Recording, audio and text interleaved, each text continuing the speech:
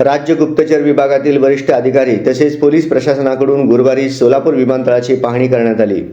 ज्या सुरक्षा भिंतीतून मोकाट कुत्रे विमानतळाच्या आत शिरतात त्या ठिकाणाची पाहणी करून कुत्र्यांचा कायमचा बंदोबस्त करण्याची सूचना त्यांच्याकडून करण्यात आली। विमानतळाच्या शेजारील नागरी वसाहतीमधून येणाऱ्या कचऱ्यासंदर्भात अधिकाऱ्यांनी चिंता व्यक्त केली आहे। कुत्र्यांचा बंदोबस्त करण्याबरोबरच विमानतळाच्या चारही बाजूने सुरक्षा यंत्रणा वाढवण्यासंदर्भात SID तसेच पोलीस अधिकाऱ्यांनी विमानतळ प्रशासनातील अधिकाऱ्यांना सूचना केली आहे।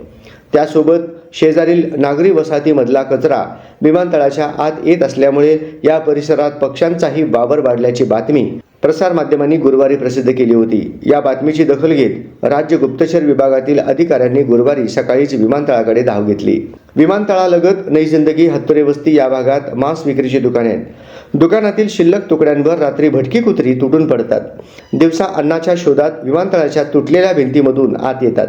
महापालिका आयुक्त कार्यालयाने पशुवैद्यकीय विभागाला या कुत्र्यांचा बंदोबस्त करण्याचे आदेश दिले आहेत।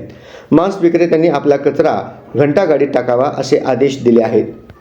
अहमदाबाद विमान अपघातानंतर DGCAने देशभरातील विमानतळांना एअरक्राफ्टच्या सुरक्षेसंदर्भात काही सूचना दिल्या आहेत।